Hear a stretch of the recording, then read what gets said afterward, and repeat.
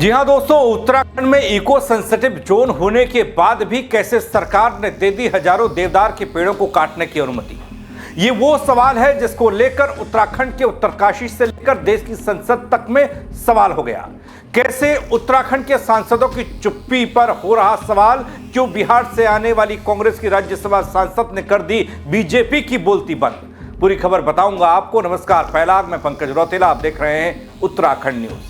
दोस्तों, हाल में आपने देखा होगा उत्तराखंड में चिपको आंदोलन जैसा एक और आंदोलन दिखाई दे रहा है। दोस्तों, उत्तरकाशी जिले के इको सेंसिटिव जोन क्षेत्र में हजारों पेड़ों को हटाए जाने की तैयारी हो रही है। वैसे तो इस क्षेत्र में बड़े निर्माण और पेड़ कटान जैसे कामों पर काफी हद तक पूरी तरह से रोक है दगड़ियों, लेकिन इसके बावजूद एक ऐसा मामला सुर्खियों में है जिससे लग रहा है कि सरकारी तंत्र को कोई फर्क नहीं पड़ता। उत्तरकाशी से गंगोत्री तक सड़क चौड़ीकरण के लिए पेड़ों को काटने और ट्रांसलोकेट किए जाने की अनुमति दे दी गई झट से। इसी अनुमति को लेकर बीजेपी की प्रदेश सरकार और केंद्र की मोदी सरकार सवालों के कटघरे में आकर खड़ी हो गई।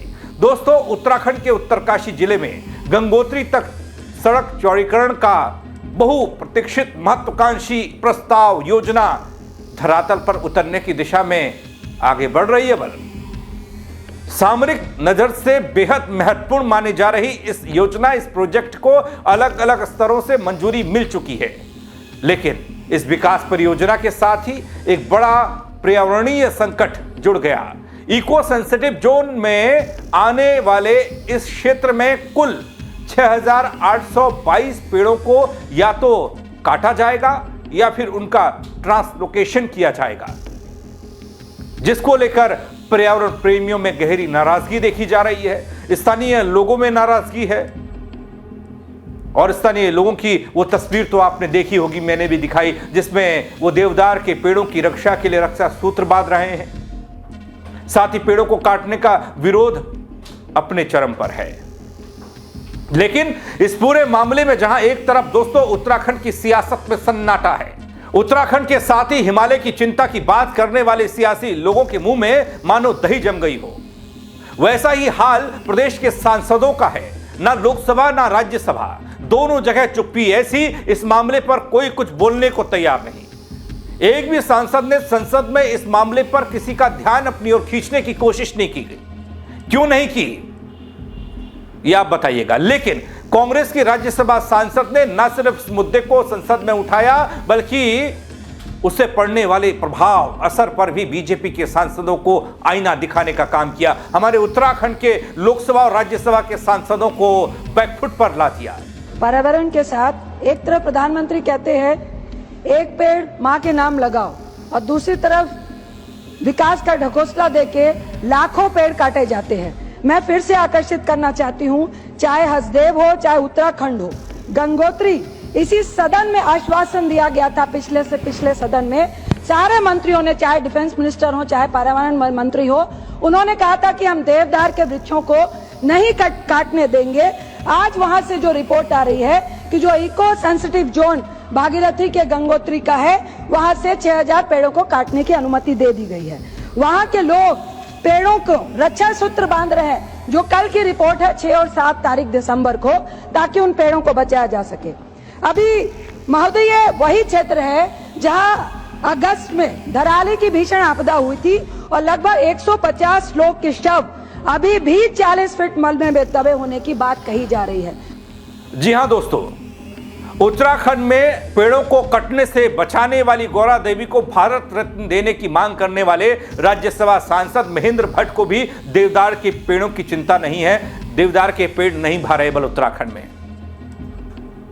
चिपको आंदोलन की बात करने वाले, संसद में वाहवाही बटोरने वाले, गौरा देवी का जिक्र करने वाले महेंद्र भट्ट उत्तरकाशी में देवदार के पेड़ों के कटने के मामले में क्यों चुप हैं? तो उधर रजीत रंजन, कांग्रेस की सांसद, राज्यसभा में सदन में कहते हैं कि हम देवदार वृक्ष को नहीं कटने देंगे। भागीरथी के पास इको सेंसिटिव जोन है, यहां 6,000 पेड़ काटने की अनुमति कैसे दे दी गई? चारधाम ऑल वेदर रोड पर अंधाधुंध चौड़ीकरण के नाम पर पेड़ और पहाड़ काटे जाएंगे तो निश्चित है कि भूस्खलन बढ़ेगा, आपदा आएगी, कई लोग मारे जाएंगे, कई घर जमींदोज हो जाएंगे। कई लोगों ने अपील की है कि यहां पर जो इको सेंसिटिव जोन है उसे बचाया जाए, लेकिन यह सरकार सदन में कुछ और कहती है, बाहर कुछ और करती है। इसके अलावा दोस्तों, कांग्रेस सांसद रंजीत रंजन ने कहा हिमालय में सड़क का चौड़ीकरण असफल हो रहा है, सेना और यात्री भूस्खलन की चपेट में आ रहे हैं। ऐसे में यह सरकार कैसा विकास कर रही है? एक तरफ आप कहते हैं यह सड़क सेना के लिए बहुत जरूरी है, दूसरी तरफ यही सड़क कई दिनों तक बंद रहती है। कांग्रेस सांसद रंजीत रंजन ने पूछ लिया कि सरकार किसी की शय पर इस तरह का विकास कर रही है। सोचने वाली बात है कि यदि उच्च हिमालय में चारधाम ऑल वेदर के नाम पर अंधाधुंध चौड़ीकरण कर इतनी भारी तादाद में आप पेड़ और पहाड़ काटे जाएंगे तो निश्चित ही भूसंकलन बढ़ेगा। देवदार संस्कृत का शब्द है, अर्थात देव वृक्ष, डिवाइन ट्री। ये पूजनीय है। यहाँ पे साधु संत इसके नीचे बैठ के तपस्या करते हैं। यही नहीं, ये हिमालय में पावन आध्यात्मिक वातावरण का भी निर्माण करता है।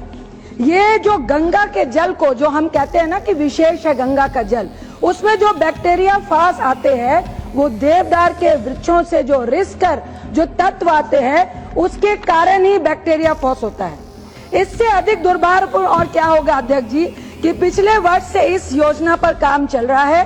तब सड़क मंत्री, पर्यावरण मंत्री जो मैंने कहा कि सदन में आश्वासन दिया कि पेड़ नहीं कटने देंगे, लेकिन तो धरातल में विपरीत हो रहा है। दोस्तों, कांग्रेस सांसद रंजीत रंजन ने बताया कि 6 और 7 दिसंबर की रिपोर्ट कि वहां के लोग पेड़ों को बचाने के लिए उन्हें रक्षा सूत्र मार रहे हैं। ये तो मैंने भी आपको तस्वीर दिखाई, देश दुनिया देख रही है।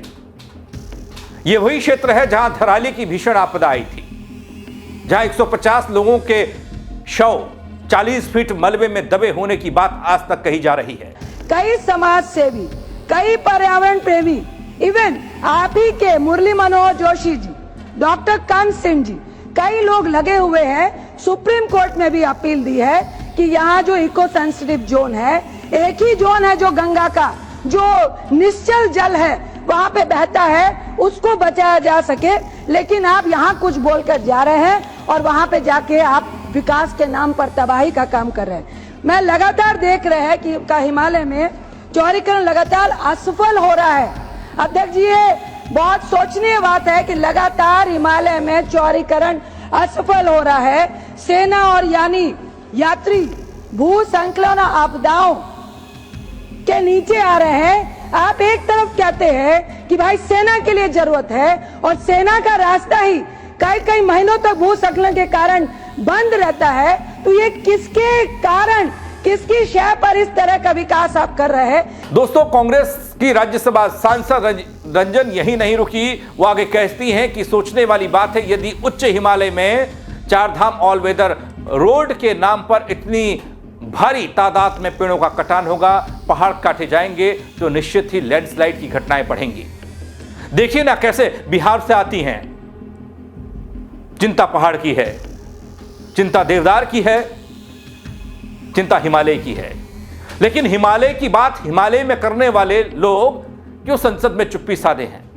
इस बारे में कई सामाजिक और खुद बीजेपी नेता मुरली मनोहर जोशी भी सरकार को पत्र लिख चुके हैं। आरएसएस के लोग भी इसके खिलाफ जा चुके हैं, लेकिन उसके बावजूद भी इस ऑल वेदर रोड में तमाम पहाड़ों का कटना, पेड़ों का कटना लगातार बदस्तूर जारी है। लेकिन अब लोग नाम गिना रहे हैं, कौन कौन लोकसभा में हैं बीजेपी के सांसद, कौन कौन राज्यसभा में हैं बीजेपी के सांसद। कुल मिलाकर संख्या जब 8 पहुंचेगी लेकिन उनके मुंह से एक बात नहीं निकलेगी तो सवाल तो होगा ही होगा। दोस्तों, उत्तरकाशी में गंगोत्री तक सड़क चौड़ीकरण को लेकर भेजे गए प्रस्ताव पर तत्कालीन प्रमुख वन संरक्षक समीर सिन्हा अनुमोदन दे चुके हैं, जिसको लेकर उनके द्वारा नोडल अधिकारी वन संरक्षक को पत्र भेजा गया था। पीसीसीएफ लैंड ट्रांसफर एसपी सुबुद्दी ने भी इस प्रोजेक्ट को बेहद अहम बताते हुए आगे की कार्रवाई शुरू कर दी, अनुमोदन कर दिया, पुष्टि कर दी। गौर करने वाली बात तो यह भी है दोस्तों कि उत्तरकाशी जिला अंतर्राष्ट्रीय सीमा से सटा हुआ और सुरक्षा और आपदा प्रबंधन के लिहाज से बेहद महत्वपूर्ण है। सड़कों का मजबूत होना बेहद जरूरी है।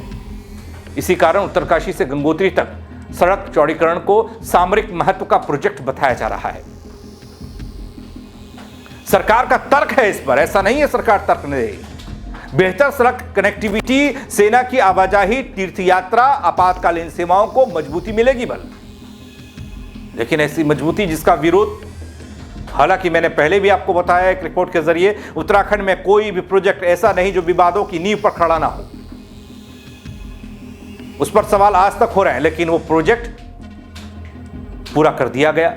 पहाड़ दरक रहे हैं, भूस्खलन हो रहा है। हर बार जब आपदा पर चर्चा होती है तो इन प्रोजेक्ट का जिक्र होता है। काश दोस्तों, काश उत्तराखंड के पर्यावरण से जुड़े जो संवेदनशील सवाल, छत्तीसगढ़ से कांग्रेस की सांसद रंजीत रंजन आती है, बिहार की रहने वाली, भारत के सर्वोच्च सदन में बात उठाती हैं, मुद्दा उठाती हैं, बात करती हैं पेड़ों के कटान का, देवदार को बचाने का, हिमालय को बचाने का।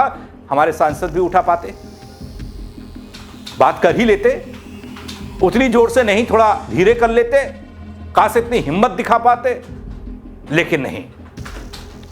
नाम बड़े, संसद में दर्शन छोटे। किसी ने भी इस मामले में कोई बात नहीं की है, कोई प्रतिक्रिया नहीं दी है, सदन से कोई बात नहीं की है, कोई इस तरह की बात हुई नहीं कि ताकि सड़क भी बन जाए और पेड़ भी कटने से बच जाए।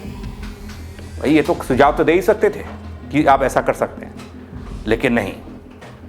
ऐसा क्यों किया होगा, आप कमेंट के जरिए बताइएगा। खबर पर अपनी राय क्या है वो भी दीजिएगा और शेयर कीजिएगा खबर को, देश को बताइएगा, दुनिया को बताइएगा, उत्तराखंड वालों को दिखाइएगा कि कैसे यहीं पर होता है चिपकू आंदोलन, कैसे यहीं पर फिर से देवदार के पेड़ कट जाते हैं। संख्या 6000 से ज्यादा है, या कटने वाले होते हैं, उसका विरोध हो जाता है।